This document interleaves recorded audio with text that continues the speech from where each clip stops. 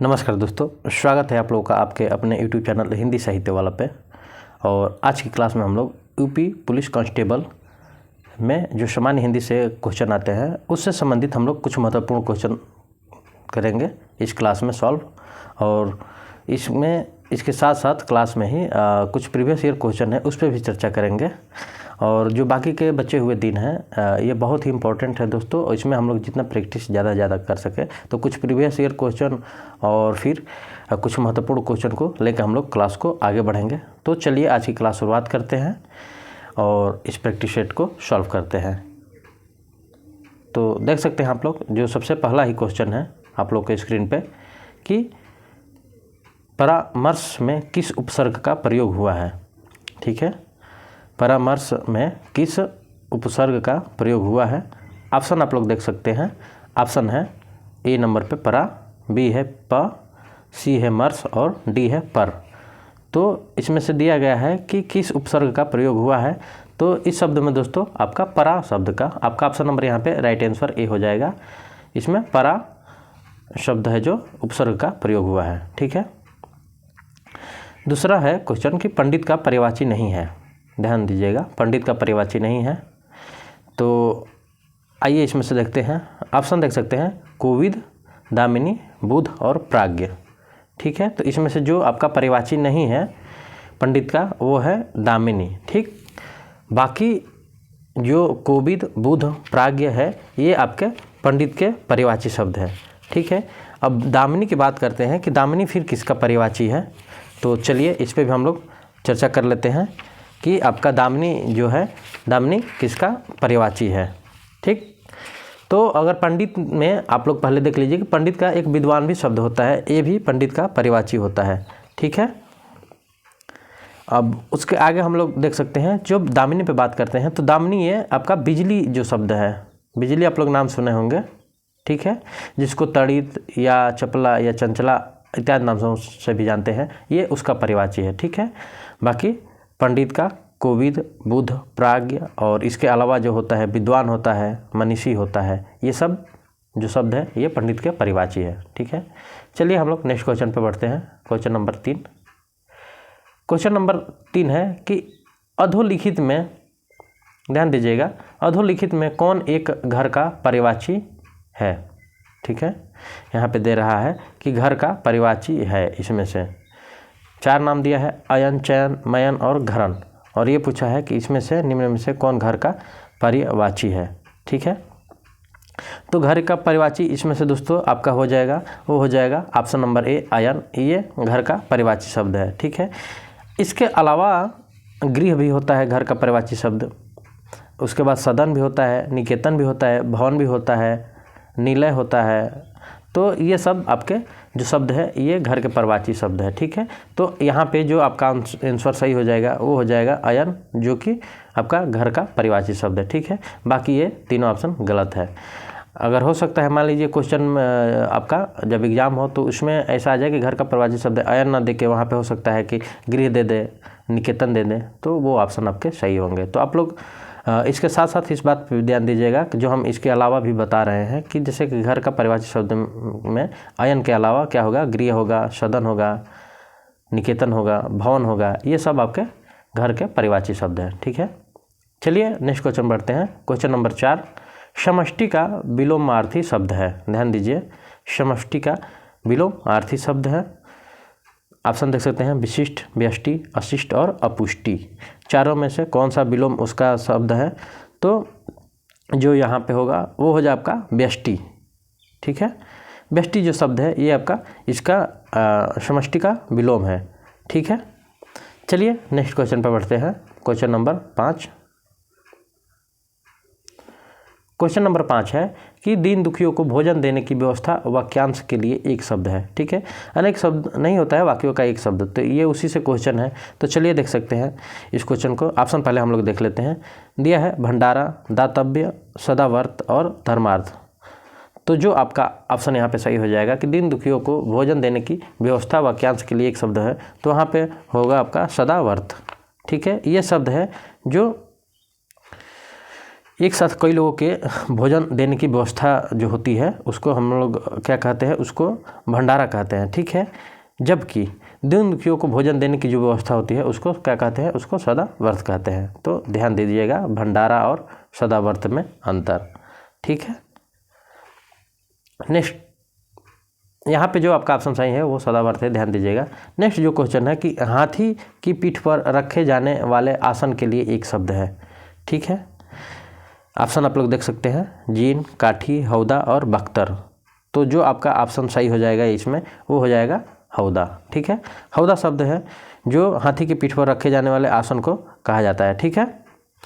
अब जीन, देखिए एक शब्द और है यहाँ पे, ध्यान दीजिएगा। जीन, जीन किसे कहा जाता है, जो घोड़े की पीठ पे गद्दी को रखते हैं, ठीक है।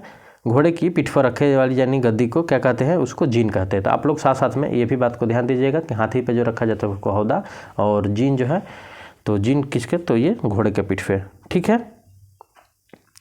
चलिए अब नेक्स्ट क्वेश्चन की तरफ बढ़ते हैं। नेक्स्ट क्वेश्चन है कि आंखें बिछाना मुहावरा का सही अर्थ है। आंखें बिछाना मुहावरा का सही अर्थ है। ऑप्शन आप लोग देख सकते हैं, प्रायश्चित करना, आंखें थक जाना, उपेक्षा करना और हृदय से आदर करना, ठीक है। तो किसी के लिए आंखें बिछाना या किसी के राह में आंखें बिछाना हम लोग कहते हैं ना, तो इसमें जो आपका ऑप्शन सही हो जाएगा वो हो जाएगा कि हृदय से आदर करना, किसी को आने का इंतजार करना, हृदय से उसका आदर करना। तो यहाँ पे आपका ऑप्शन नंबर यहाँ पे डी सही हो जाएगा, ठीक है। नेक्स्ट क्वेश्चन है, और नेक्स्ट क्वेश्चन आप लोग देख सकते हैं कि निम्नलिखित में से एक युग्म अशुद्ध है, वह है। देखिए यहाँ पे कुछ शब्द दिए गए हैं और उनका ये बताया गया है कि ये किस शब्द से लिया गया है। जैसे सौदागर फारसी शब्द है, समन अंग्रेजी शब्द है, अलमारी तुर्की शब्द है और किताब अरबी शब्द है, ठीक। ये लिखा गया है इसमें ऑप्शन में, और ये पूछा है कि कौन सा एक अशुद्ध है, बाकी 3 शुद्ध है। तो जो यहाँ पे जो अशुद्ध शब्द है वो दोस्तों आपका अलमारी हो जाएगा, ठीक है। क्योंकि ये अलमारी जो शब्द है ये आपका तुर्की शब्द नहीं है, ठीक, ये आपका अंग्रेजी का शब्द है, ठीक है। तो आप लोग ये बात ध्यान रखिएगा कि ये जो अलमारी शब्द है ये किसका मतलब कौन सा शब्द है, तो ये आपका अंग्रेजी शब्द है, ना कि तुर्की, ठीक है। चलिए नेक्स्ट क्वेश्चन पे बढ़ते हैं। और नेक्स्ट क्वेश्चन है, निम्नलिखित में से कौन सा शब्द तद्भव है। ध्यान दीजिएगा, ये तद्भव और तत्सम वाले आ गए क्वेश्चन, वहाँ से ये बनाया है। तो देख सकते हैं ऑप्शन पहले भ्रमर, व्याघ्र, उसके बाद है क्षीर, उसके बाद कोयल। 4 ऑप्शन दे रहा है और पूछा है क्या कि कौन सा तद्भव शब्द है। चलिए अब हम लोग इस क्वेश्चन को देखते हैं। तो इसमें से जो आपका तद्भव शब्द है वो हो जाएगा आपका ऑप्शन नंबर डी, कोयल। कोयल जो आपका तद्भव शब्द है, जबकि इसका तत्सम रूप हम लोग देखेंगे तो तत्सम रूप इसका हो जाता है कोकिल। ध्यान दीजिएगा फिर से, जो तद्भव शब्द होगा वो कोयल होगा, जबकि इसका तत्सम रूप जो होता है वो कोकिल होता है, ठीक है। चलिए बाकी जो इसमें भ्रमर, व्याघ्र और क्षीर जो आपके दिए गए हैं शब्द वो तत्सम रूप में ही है, ठीक है। कोयल ही यहाँ तद्भव रूप में था, ठीक है। और चलिए नेक्स्ट क्वेश्चन पे बढ़ते हैं। नेक्स्ट क्वेश्चन है 10 नंबर की एक वाक्य शुद्ध है।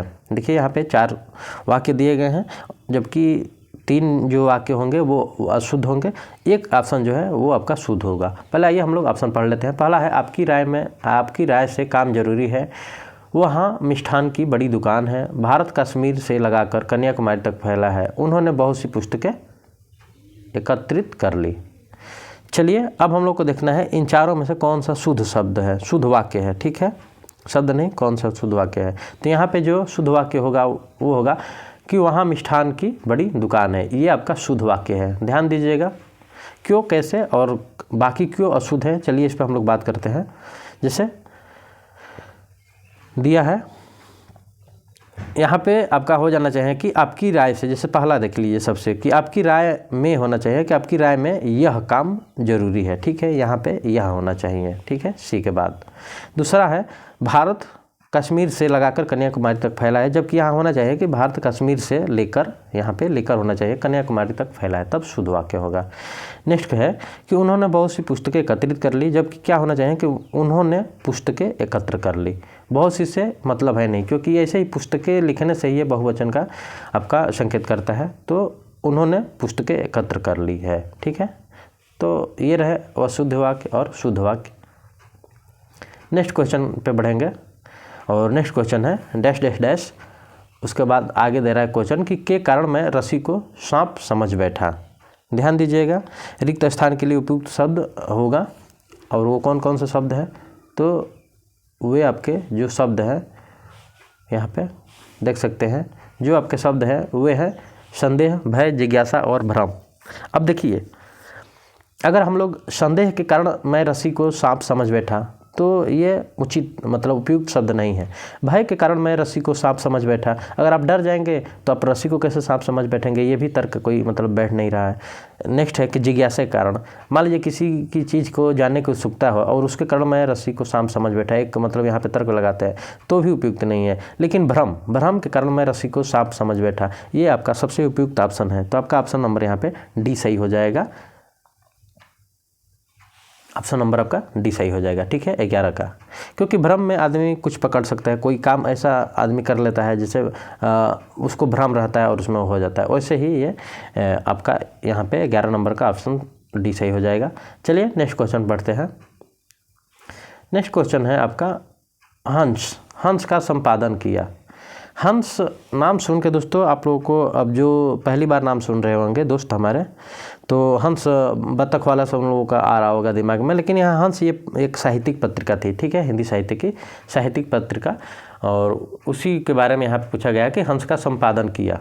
ऑप्शन देख सकते हैं आप लोग, प्रेमचंद, अमृत राय जो कि प्रेमचंद के लड़के थे। ध्यान दीजिएगा, अमृत राय जो थे ये प्रेमचंद के लड़के थे। उसके बाद है शिवदान सिंह चौहान और नेक्स्ट है इनमें से सभी ने। ठीक है, तो यहाँ पे जो आपका ऑप्शन सही हो जाएगा वो होगा इनमें से सभी ने। क्यों, आइए हम लोग देखते हैं कैसे। क्योंकि प्रेमचंद ने सबसे पहले किया, उसके बाद जैनेन्द्र थे, उसके बाद प्रेमचंद की पत्नी शिवरानी देवी थी। ठीक है, उसके बाद संपादक में शिवदास सिंह चौहान है, उसके बाद श्रीपत राय है, अमृत राय, और उसके बाद ऐसे ही ये चलता रहा प्रक्रिया। ठीक है, तो ये एक साहित्यिक पत्रिका थी जो निकलती रही और इसके संपादक समय के अनुसार अपना बदलते रहे। अगर अभी प्रेजेंट में बात करते हैं हम लोग इस पत्रिका के संपादक के, तो वो आपके हैं संजय सहाय। आप लोग ये नाम जरूर याद रखिएगा कि जो वर्तमान में हंस पत्रिका के संपादन करता है वो संजय सहाय है। ठीक है, क्यों, क्योंकि हो सकता है मान लीजिए ऐसे क्वेश्चन अगर बन रहा है तो ये पूछ दे कि वर्तमान में हंस पत्रिका के संपादक कौन है, तो कौन है आपके संजय सहाय। ठीक है, तो वो नाम आप लोग याद रखिएगा। चलिए नेक्स्ट क्वेश्चन पर बढ़ते हैं। नेक्स्ट क्वेश्चन है कि दिए गए वाक्य का वह भाग ज्ञात करें जिसमें कोई त्रुटि है। ध्यान दीजिएगा क्वेश्चन को, दिए गए वाक्य का वह भाग ज्ञात करें जिसमें कोई त्रुटि है। यहाँ पे कुछ वाक्य दिया है और उनको उसी में अलग अलग पार्ट में बांट दिया है और ये कहा है कि किसी एक पार्ट में त्रुटि है उसको आप लोग छांटिए। यदि कोई त्रुटि नहीं है तो कोई त्रुटि नहीं है चुने। ध्यान दीजिएगा, ये लिखा है यहाँ पे क्वेश्चन में आगे कि अगर कोई त्रुटि नहीं है क्वेश्चन में तो कोई त्रुटि नहीं है चुने, मतलब जो आपका ऑप्शन नंबर यहाँ पे डी है उसको बोल रहा है, मतलब 4 नंबर ऑप्शन उसको बोल रहा है चुनने के लिए। आइए हम लोग पहले वाक्य को पढ़ते हैं। सबसे जो पहला वाक्य है कि बसंत के आगमन, दूसरा है से ही शीत की कोप, और 3 नंबर पर आपका ऑप्शन है कि अदृश्य हो गया। चलिए देखते हैं हम लोग कि इसमें से कौन सा वाक्य जो जिसमें त्रुटि नहीं है। ठीक है, तो आइए हम लोग को छांटना क्या है कि जिसमें त्रुटि है उसको, अगर नहीं होगा तो हम लोग 4 नंबर ऑप्शन पे लगाएंगे। तो है बसंत के आगमन, से ही शीत की कोप। तो यहाँ पे दोस्तों की जो है आपका, यहाँ पे की नहीं होना चाहिए। ठीक है, यहाँ पे आपका क्या होना चाहिए, तो का होना चाहिए। तो बसंत के आगमन से ही शीत का कोप, प्रकोप जिसको हम लोग कहते हैं कोप, अदृश्य हो गया। ठीक है, तो यहाँ पे आपका सेकेंड जो है ये आपका त्रुटि है। तो आपका जो राइट आंसर इसमें हो जाएगा ऑप्शन नंबर, तो यहाँ पे जो आपका ऑप्शन हो जाएगा, तो आपका ऑप्शन नंबर यहाँ पे बी सही हो जाएगा। ठीक है, ध्यान दीजिएगा, 13 का आपका ऑप्शन नंबर बी सही हो जाएगा। ऐसे ऐसी छोटी छोटी चीज़ों को हम लोगों को दोस्तों बहुत केयरफुली क्वेश्चन करना पड़ेगा वहाँ पे एग्ज़ाम टाइम में भी, देखिए हमें लगता है कि नहीं नहीं यही सही है, लेकिन क्या होता है अक्सर आप लोग देखे होंगे कि जब हम लोग वहाँ से क्वेश्चन करके जब आ जाते हैं घर पे तो मिलान करते हैं तो लगता है अरे यार ये तो आ ही रहा था लेकिन छूट गया। ये गलती हम लोग को नहीं करना है। फिर उसी बेस पे हम लोग रेगुलर बेस पे आज से जो भी बचे हुए दिन है उसमें प्रैक्टिस करेंगे और रेगुलर हम लोग ऐसी छोटी छोटी जो गलतियाँ हम लोग करके आते हैं इस पर हम लोग ध्यान देंगे और उसी कंटिन्यू में हम लोग क्वेश्चन पेपर सॉल्व करेंगे। ठीक है, चलिए नेक्स्ट क्वेश्चन है आपके सामने जो 14 नंबर कि अभ्रंश का वाल्मीकि किसे कहते हैं। नाम देख सकते हैं आप लोग, पुष्पदंत को, धनपाल को, शालिभद्र सूरी को और शंभु को। तो जो आपका राइट आंसर हो जाएगा वो हो जाएगा शंभु। शंभु को अभ्रंश का वाल्मीकि कहा जाता है। ठीक है, तो आपका ऑप्शन नंबर यहाँ पे डी सही हो जाएगा। नेक्स्ट क्वेश्चन है कि 2.5 अक्षर प्रेम का पढ़े से पंडित हो, यह पंक्ति किस कवि की है। ये तो हम लोग हमेशा सुनते ही आते हैं कि 2.5 अक्षर प्रेम का पढ़े से पंडित हो। तो ये आपका जो रचना पंक्ति का है इसका ऑप्शन पहले देख लीजिए, ईश्वरदास, जयसी, कुतुबन और कबीर। 4 ऑप्शन दिया है, तो इसमें से जो आपका राइट आंसर हो जाएगा वो कबीर जी हैं। कबीर जी ने इस पंक्ति का रचना किया था। ठीक है, चलिए नेक्स्ट क्वेश्चन पे बढ़ते हैं और नेक्स्ट क्वेश्चन है आप लोग के सामने, ध्यान दीजिएगा कि हमारे देश में जयचंदों की कमी नहीं है। ध्यान दीजिएगा, ये एक वाक्य है और आगे दे रहा है कि मैं, यहाँ ध्यान से देखिए, हमारे देश में जयचंदों की कमी नहीं है। मैं इस वाक्य में जयचंदों शब्द संज्ञा के किस भेद के अंतर्गत आता है। ऑप्शन देख सकते हैं आप लोग, व्यक्तिवाचक, समूहवाचक, जातिवाचक और भाववाचक। तो आइए हम लोग देखते हैं कि संज्ञा शब्द के भेद के अंतर्गत आता है। तो इसमें से जो आपका ऑप्शन सही हो जाएगा वो हो जाएगा कि जातिवाचक। ठीक है, क्योंकि जयचंदों दिया है, सीधे सीधे यहाँ पे क्या दिया है आपका कि जयचंदों की कमी नहीं है। ठीक है, तो क्या हो जाएगा ये आपका, तो जातिवाचक हो जाएगा। ठीक है, चलिए अब हम लोग आगे बढ़ते हैं नेक्स्ट क्वेश्चन पे। नेक्स्ट क्वेश्चन है कि शुद्ध रूप कौन सा है। ध्यान दीजिएगा, कुछ यहाँ पे रूप दिए गए हैं, पूछा है कि कौन सा शुद्ध रूप है। ठीक है, ऑप्शन देख सकते हैं आप लोग, क्या दिया है। पहला दिया है तदात्म्य, तदात्म्यमय, और उसके बाद दिया है तदात्म्य, और उसके बाद दिया है तदात्मक। 4 ऑप्शन आपका दिया है और ये पूछा है कि कौन सा इसमें से शुद्ध रूप है।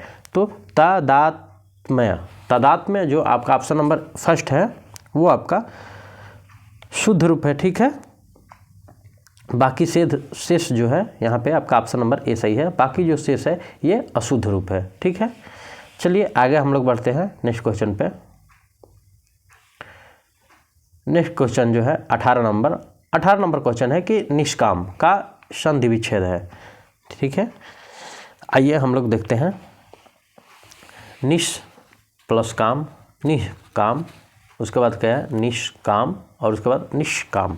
ठीक है, 4 शब्द दिए गए हैं और पूछा है कि कौन सा शब्द इसमें से सही है। ठीक है, तो जो आपका राइट आंसर हो जाएगा वो हो जाएगा निह प्लस काम, निष्काम का ये संधि विच्छेद होगा। तो आपका ऑप्शन नंबर यहाँ पे बी सही हो जाएगा।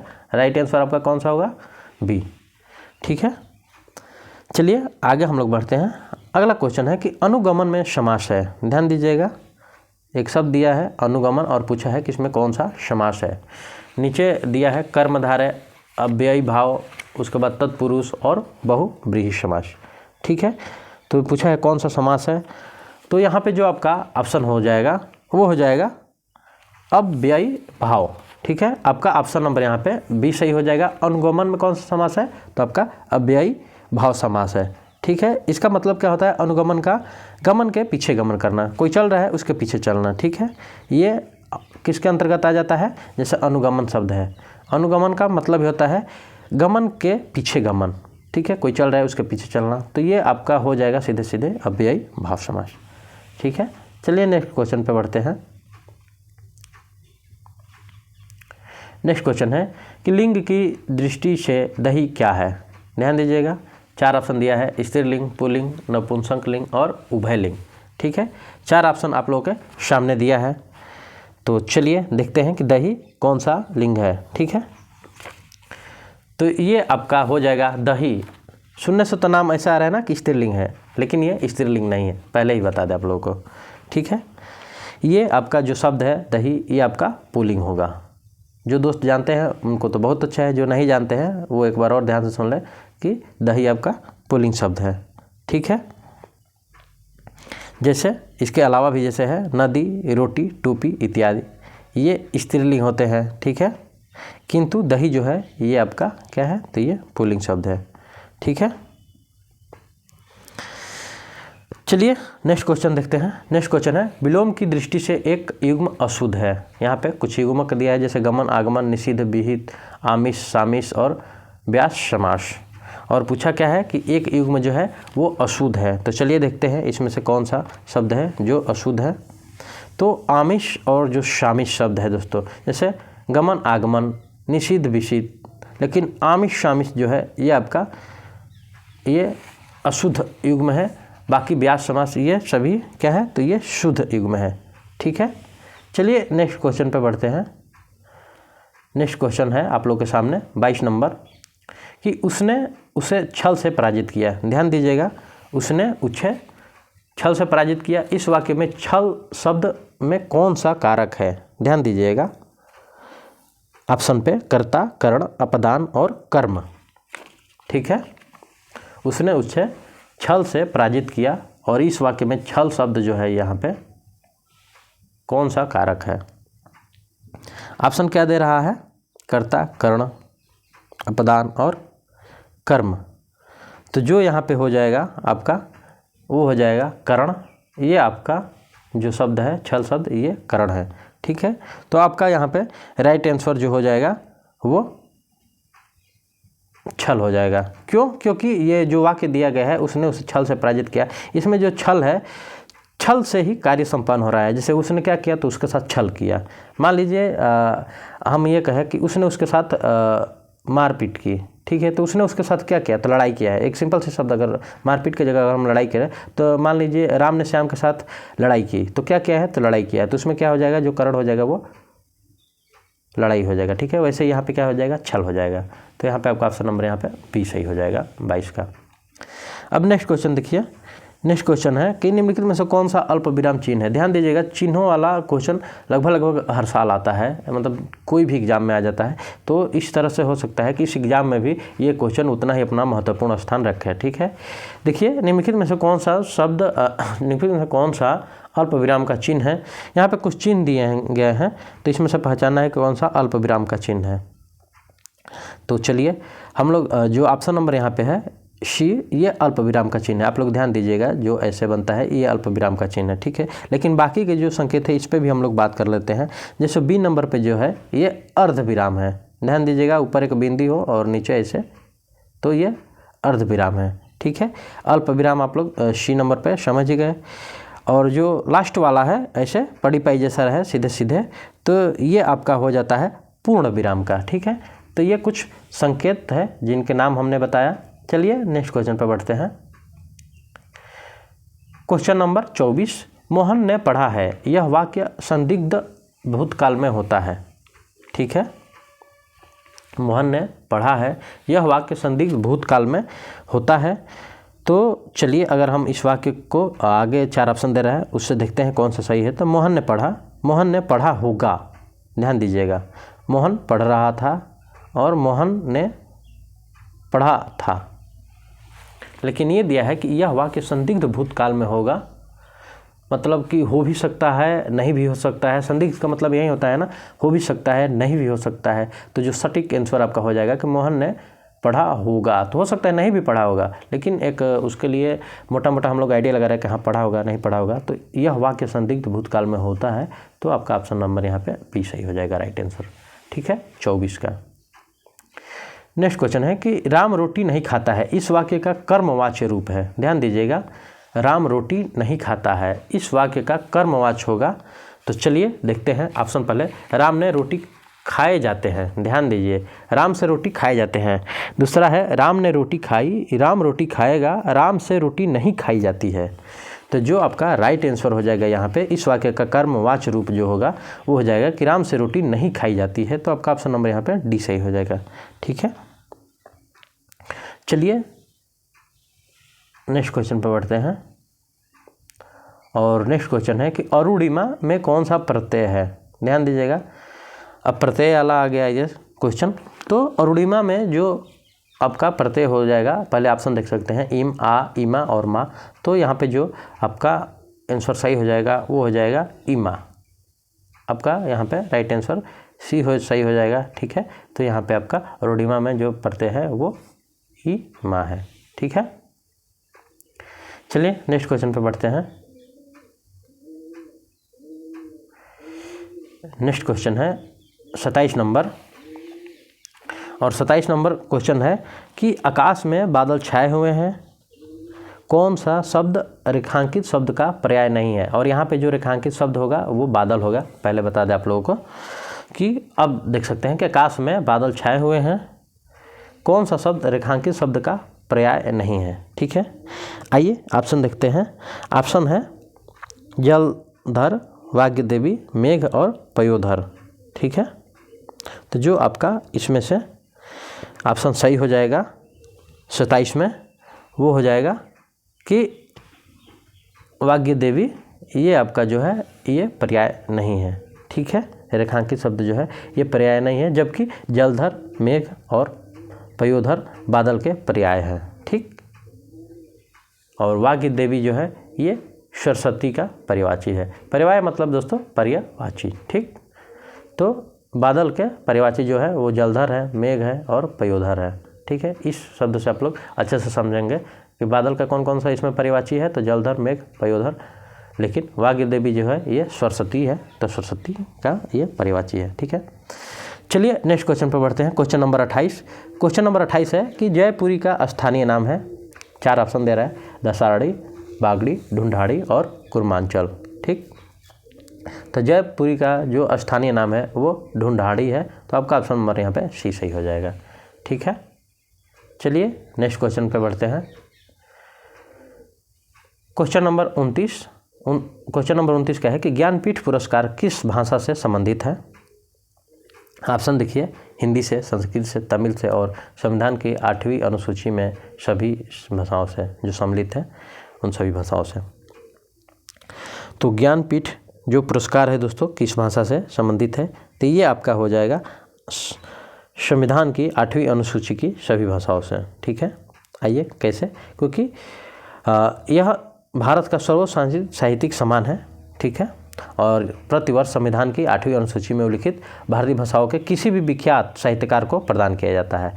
तो इस तरह से हम लोग कह सकते हैं कि ये जो ज्ञानपीठ पुरस्कार है ये आपका 8वीं अनुसूची में सभी भाषाओं से, क्योंकि ये किसी भी साहित्यकार जो होते हैं उनको प्रदान किया जाता है। ठीक, तो आपका ऑप्शन नंबर यहाँ पे डी सही हो जाएगा, किसी एक प्रॉपर भाषा के लिए नहीं है। चलिए नेक्स्ट क्वेश्चन है कि साकेत महाकाव्य के रचयिता है। आइए कुछ नाम दिए गए हैं नीचे रचनाकारों के, जैसे जयशंकर प्रसाद, सुमित्रा नंदन पंत, मैथिली शरण गुप्त और नागार्जुन। तो जो ये रचना थी दोस्तों साकेत, ये आपका मैथिली शरण गुप्त का था। ठीक है, तो आपका ऑप्शन नंबर यहाँ पे सी सही हो जाएगा। नेक्स्ट क्वेश्चन है कि जेते तुम तारे, ध्यान दीजिएगा, जेते तुम तारे तेते नभ में न तारे हैं, इस वाक्य में विकल्पों में सही अलंकार का चयन कीजिए। जो ये शब्द है ऊपर वाक्य दिया गया है, ये पूरा वाक्य है जेते तुम तारे तेते नभ में न तारे। इस वाक्य में पंक्ति में दिए गए विकल्पों में सही अलंकार का चयन करना है कि कौन सा अलंकार है। तो आइए हम लोग पहले इस वाक्य को ध्यान से देखते हैं। जेते तुम तारे तेते नभ में तारे, यहाँ पे 2 शब्द है तारे और तारे, इनकी पुनरावृत्ति है। ठीक है, तो यहाँ पे कौन सा अलंकार हो जाएगा, आप लोग सुने होंगे वाक्य कि जब काव्य में एक शब्द एक से अधिक बार का प्रयोग होता है, जब किसी शब्द का किसी वाक्य में एक से अधिक बार प्रयोग होता है तो वहाँ पे क्या होता है, तो यहाँ पे अलियमक अलंकार होता है। ठीक है, और यहाँ पे जो तारे शब्द है ये 2 बार आया है, तो यहाँ पे कौन सा अलंकार होगा, यहाँ पे यमक अलंकार होगा। ठीक है, तो यहाँ पे आपका राइट आंसर सी हो जाएगा। और यहाँ पे अब जो दोनों तारे हैं इनका अलग अलग अर्थ होगा। ठीक है,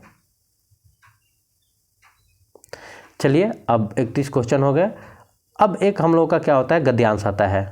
पेपर में गद्यांश भी आएगा, जो दोस्त हमारे नहीं जानते होंगे ध्यान दें, एक गद्यांश भी आता है। ठीक है, और गद्यांश से पढ़ के उसी से हम लोग को आंसर देना होता है। तो चलिए निर्देश पहले देख लिए कि दिए गए गद्यांश के बाद 5 प्रश्न 32 से 36 दिए गए हैं और इस गद्यांश को ध्यानपूर्वक पढ़ें और 4 विकल्पों में से प्रत्येक प्रश्न के सबसे उचित उत्तर दें। ठीक है, तो आइए हम लोग पहले गद्यांश को पढ़ लेते हैं, उसके बाद उत्तर दिया ही जाएगा। ठीक है, देखिए गद्यांश क्या है कि साहस की ज़िंदगी सबसे बड़ी ज़िंदगी होती है। ऐसी ज़िंदगी की सबसे बड़ी पहचान यह है कि वह बिल्कुल निडर, बिल्कुल बेखौफ होती है। ध्यान दीजिएगा, आगे है फिर क्वेश्चन में कि साहसी मनुष्य की पहली पहचान है कि वह इस बात की चिंता नहीं करता कि तमाशा देखने वाले लोग उसके बारे में क्या सोच रहे हैं। ठीक है, आगे है कि दूसरे की परवाह किए बगैर जीने वाला आदमी दुनिया की असली ताकत, ठीक है, दुनिया की असली ताकत होता है और मनुष्यता को भी ऐसे ही आदमी से मिलता है। साहसी मनुष्य उन सपनों में भी रस लेता है जिनका कोई व्यवहारिक अर्थ नहीं है। आगे देख सकते हैं यहाँ से कि साहसी मनुष्य सपने उधार नहीं लेता, वह अपने विचारों में रमा हुआ अपनी ही किताब पढ़ता है। झुंड में चलता और झुंड में चरना तो भैंस और भेड़ का काम है। साहसी मनुष्य तो सिंह के समान है, मतलब शेर के समान है, जो अकेला होने पर भी मग्न रहता है। अर्नाल्ड बेनेट ने एक जगह लिखा है, जो आदमी उपयुक्त अवसर मिलने पर भी साहस से काम न ले सकता, वह कभी भी सुखी नहीं हो सकता। समय पर साहस न दिखाने वाला व्यक्ति अपने भीतर एक आवाज़ सुनता है, उससे बराबर कहती है कि तुम साहस नहीं दिखा सके, तुम कायर की तरह भाग खड़े हुए। ठीक है, तो ये एक हम लोग का गद्यांश था टोटल। आइए अब हम लोग जो गद्यांश पढ़े इससे संबंधित क्वेश्चन सॉल्व करेंगे। जैसे देख लीजिए, पहला ही क्वेश्चन है 32 नंबर पे, और पहली बात आप लोग को बता दें कि इससे बहुत ज़्यादा टफ क्वेश्चन नहीं आते हैं। एक काम आप लोग ज़रूर कीजिएगा, ये हम लोग का आज पहला प्रैक्टिस सेट है कि जब भी आप लोग गद्यांश पढ़िएगा तो उसको थोड़ा सा टाइम जरूर दे दीजिएगा, 2 मिनट 3 मिनट ध्यान से, मतलब जितना देर पढ़ सके। ज़रूरी नहीं है कि आप जल्दी पढ़ के समझ ले रहे हैं तो 2 मिनट वहाँ पे रुके। जितना देर में पर लाइन बाई लाइन सरसरी निगाहों से पढ़िएगा, उसके बाद क्वेश्चन करेंगे, बहुत मजा आएगा। जैसे आइए हम लोग अभी पढ़ें, आइए अब हम लोग क्वेश्चन करते हैं। जैसे साहसी मनुष्य क्या उधार नहीं लेता? सपने, विचार, बुद्धि, अवसर। अभी हम लोग उस ऊपर पढ़ के आए थे कि साहसी मनुष्य सपने उधार नहीं लेता, तो साहसी मनुष्य सपने उधार नहीं लेता। सीधे सीधे देखिए, यहीं से कंप्रीहेंशन से ही हम लोग का मतलब गद्यांश से ही आंसर आ गया। तो क्या नहीं लेता? तो सपने। तो यहाँ पे आपका राइट आंसर क्या हो जाएगा? 32 का ए हो जाएगा। ठीक है, चलिए नेक्स्ट क्वेश्चन बढ़ते हैं। अब दूसरा है क्वेश्चन कि साहसी मनुष्य किसके समान है? ध्यान दीजिए, साहसी मनुष्य किसके समान है? अब आइए हम लोग गद्यांश को देखते हैं। तो साहसी मनुष्य, देखिए यहाँ पे लिखा है कि साहसी मनुष्य तो सिंह के समान होता है। आपका आंसर सीधे सीधे यहीं से मिल गया गद्यांश से, तो फिर भटकने की कहीं ज़रूरत नहीं है। यहाँ पे हम लोग क्या करेंगे, देखिए यहाँ पे भैंस होना चाहिए, थोड़ा सा मिस्टेक हो गया, मैस हो गया है, चलिए कोई बात नहीं। लेकिन क्या है, किसके समान है? सिंह के समान। तो यहाँ पे क्या हो जाएगा? राइट आंसर आपका सी सही हो जाएगा। ठीक, इसी तरह नेक्स्ट जो क्वेश्चन है कि दुनिया की परवाह किए बिना जीने वाले व्यक्ति को किसको प्रकाश मिलता है? तो दुनिया को, समाज को, मनुष्यता को और आदमी को। अभी हम लोग ऊपर पढ़े थे जस्ट ही कि तुरंत ही पढ़े थे इसमें कि जो दूसरे की, यहाँ पे कि दुनिया के प्रवाह किए बिना जो व्यक्ति जीता है उसको किसको प्रकाश मिलता है? तो मनुष्यता को मिलता है। ठीक है, अभी हम लोग गद्यांश में पढ़ा था, तो ऑप्शन नंबर यहाँ पे क्या हो जाएगा? सी सही हो जाएगा। ठीक है, 34 नंबर। चलिए 35 नंबर देखिए। लेकिन यहाँ पे पेज क्या हुआ कि बदल गया था, मतलब नेक्स्ट पेज पे हम लोग आ गए, तो एक बार फिर इसी हमने उसी गद्यांश को फिर यहाँ पे दोबारा क्या किया, फिर आप लोग के सामने प्रस्तुत कर दिया। ठीक है, चलिए हम लोग को जब पंक्तियाँ सामने रहेगी तो क्वेश्चन करने में मज़ा आएगा। जैसे 35 नंबर क्वेश्चन देखिए कि लेखक ने कैसे जीवन को महान बताया है? ध्यान दीजिएगा, लेखक ने कैसे जीवन को महान बताया है? ऑप्शन देख सकते हैं, विवेकशील जीवन, कमजोरी, स्वावलंबनपूर्ण और हिम्मत। ठीक है, तो देखिए अभी यहाँ लेखक कह रहा था कि साहसी मनुष्य अपने सपने उधार नहीं लेता है, अपने विचारों में रमा हुआ अकेला होने पर वह मग्न रहता है। अर्नाल्ड बेनेट ने भी लिखा है कि जो आदमी उपयुक्त अवसर मिलने पर साहस से काम न ले सका, वह कभी सुखी नहीं हो सकता। समय पर साहस ना दिखाने वाला व्यक्ति अपने भीतर एक आवाज़ सुनता है, मतलब साहस नहीं दिखा रहा है, मतलब हिम्मत वाला नहीं है, लेकिन क्या कह रहा है कि लेखक ने किस जीवन को महान बताया है, तो महान वही जीवन है दोस्तों जो हिम्मत से आदमी काम लेता है। ठीक है, अकेला भी हो तो अकेले मग्न रहता है। यहाँ पे सीधे सीधे लिखा ही था कि मनुष्य तो सिंह के समान होता है जो अकेला होने पर भी मग्न रहता है, मतलब हिम्मती रहता है। तो जो आपका राइट आंसर यहाँ पर हो जाएगा वो डी हो जाएगा ऑप्शन। लेखक ने किसे महान बताया, तो हिम्मती व्यक्ति को आपका महान बताया। ठीक है, तो आपका राइट आंसर यहाँ पे डी हो जाएगा। ऐसे ही देखिए नेक्स्ट जो क्वेश्चन है कि गद्यांश सही है कि निम्नलिखित में से कौन सा व्यवहारिक शब्द के लिए परिभाषित शब्द नहीं है। ठीक है, व्यवहारशील, आदर्शवादी, व्यवहार में लाने के योग्य, व्यवहार कुशल। अब यहाँ पे 36 नंबर जो क्वेश्चन है, चलिए थोड़ा सा इसको और जूम हम लोग कर लेते हैं। देखिए, और ये सामान्य क्वेश्चन है, ये आपका कहे तो एक तरफ से गद्यांश से ना जोड़ के भी देखें तो इसको हम लोग कह सकते हैं कि कौन सा व्यवहारिक शब्द के लिए परिभाषित शब्द नहीं है। ध्यान दीजिएगा, तो ये तो परिभाषी का है क्वेश्चन। तो यहाँ पे ऑप्शन देख सकते हैं, व्यवहारशील, आदर्शवादी, व्यवहार में लाने के योग्य और व्यवहार कुशल। तो जो आपका राइट आंसर हो जाएगा वो हो जाएगा आदर्शवादी।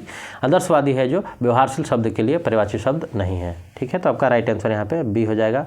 और 37 नंबर जो क्वेश्चन है और लास्ट, आइए हम लोग इस पे बात करते हैं, क्योंकि 37 क्वेश्चन ही आते हैं आपके यूपी कांस्टेबल में।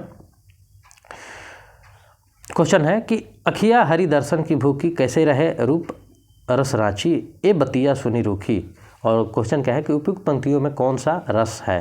ध्यान दीजिएगा, हर तरह के आप लोगों को क्वेश्चन सामने मिलेंगे। अब इसमें क्या क्या है, तो आपका क्या क्या है, तो रस पूछ दिया है। ठीक है, कौन सा रस है। ऑप्शन देख सकते हैं, वीर रस, वियोग श्रृंगार रस, फिर नेक्स्ट है शांत रस, और आगे है संयोग श्रृंगार रस। ठीक, तो यहाँ पे अखिया हरि दर्शन की भूखी, कैसे रहे रूप रस रांची, ए बतिया सुनी रूखी।